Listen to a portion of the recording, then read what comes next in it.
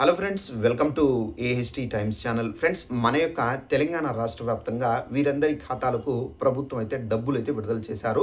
అసలు ప్రభుత్వం ఎవరికి విడుదల చేశారు, ఎవరెవరి ఖాతాల్లో డబ్బులు పడుతున్నాయి, దానికి సంబంధించిన పూర్తి వివరాలు తెలియజేస్తాను.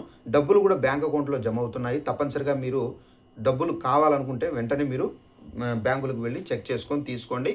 ఈ ఒక్కటి చేసుకున్న వారికి మాత్రమే డబ్బులు అయితే పడుతాయి. ఏ ఒక్కటి చేసుకోవాలి ఏంటనేది మీకు ఎక్స్ప్లెయిన్ అయితే చేస్తాను. ఈ వీడియో నచ్చినట్లయితే లైక్ చేసుకొని ఛానల్ను సబ్స్క్రైబ్ చేసుకున్న వారు వెంటనే ఛానల్ కూడా సబ్స్క్రైబ్ చేసుకొని ఫాలో అవుతారండి.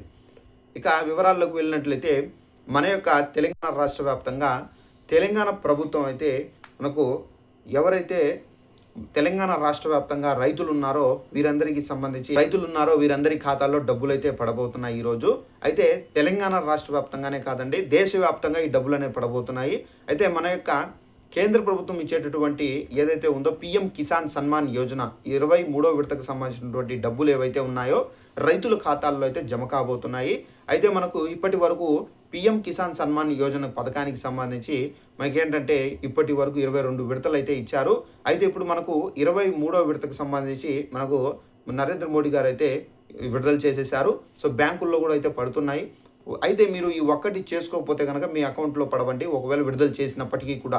అయితే మీ యొక్క బ్యాంక్ అకౌంట్కు ఆధార్ లింకప్ చేసుకున్నారా లేదా చెక్ చేసుకోండి. అలాగే మీ యొక్క బ్యాంక్ అకౌంట్కు మొబైల్ నెంబర్ అనేది లింకప్ చేశారా లేదా చెక్ చేసుకోండి. అలాగే మీ యొక్క బ్యాంక్ అకౌంట్కు NPCI national payment corporation of India ఎన్పిసిఐతో లింకప్ చేశారా లేదా అనేది చెక్ చేసుకోండి.